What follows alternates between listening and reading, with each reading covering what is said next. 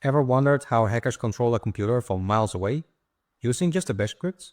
Today, you'll learn about how to use a reverse shell and how to create one with just a few lines, ethically, of course. So first, what is a reverse shell? So let's break it down. A reverse shell is when the target machine connects back to the attacker machine and gives remote control. So the key with this reverse shell is to have remote control. So it's often used for ethical hacking and for educational purposes.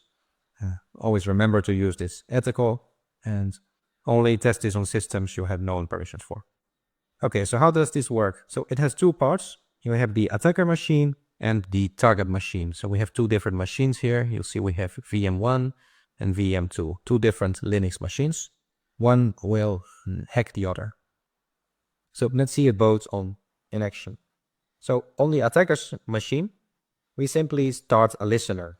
So we can start a listener by typing nc -l for listening, listen for incoming connections, v for verbose, so show details, n for ignore any domain names, and p for specify the communication line or the port.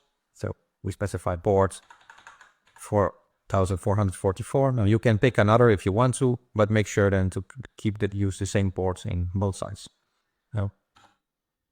Now it's listening. The attacker is now waiting for the target to connect.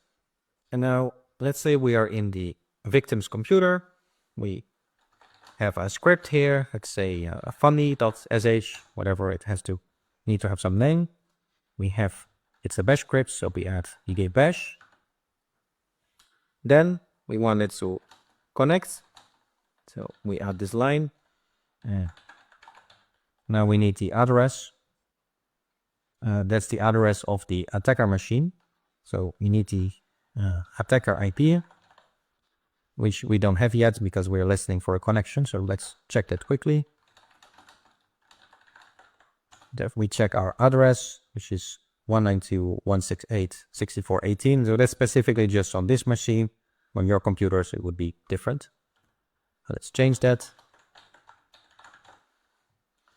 And then we add the port number. So remember we were listening on this port. So we listen on this port. And we finish the script. Save it. We make it executable. And then we are ready to run. So when we look at this line, you see -i, that's for interactive mode. We want to actually interact. Dev TCP, we want to have a network connection. So this opens a network connection, a TCP connection. Then we have our address of the attacker and the IP. Now remember, it is a reverse shell. So reverse meaning the victim's computer connects to the attacker's computer. Then the last part of the script, it simply redirects input and output for full control. So press Ctrl O, press Ctrl X, and now we can run the script. So after you made it executable, with this command we can now run it. So the victim will run the script and they don't see anything happening. However, they can now type commands. For example, you'll see that something went wrong here. Okay, we are in the script on this side. Sorry, so we have funny.sh here, and that is the script actually that we have on this computer. So the attacker got access to the victim's computer. It is reversed.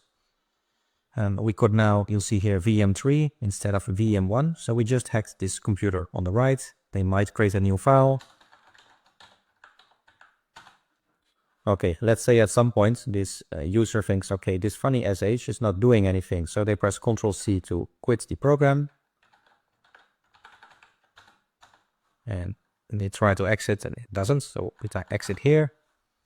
And in VM3, if we list the files and folders, you'll see hacked.txt is now in that virtual machine. So with a reverse shell, we were able to take over control of the computer using just a single bash script. So bash scripts can be very dangerous because if you run it and the bash script is malicious, it could open the door for a hacker to control your computer remotely. So And remember to use this for educational use and never use it without permission. So you learned what a reverse shell is. So we waited for a connection on the attacker's machine. In the victim's machine, it connected to the attacker machine. And by doing so, it got remote access. So you see here this line, it got remote access into the virtual machine on the right, and we could run commands. So it all came down to this command and to this line. Now in this script, the IP address and the port, it will be different depending on what is the IP address and the port of the attacker machine, because it connects to the attacker. So of course it has to know the right IP and port. If it connects on the victim's computer, the attacker computer, you see VM1 and we go to VM3. We got access into the computer on the right. And you see, if I list the files and folders, we now have access. We now can remotely control that computer.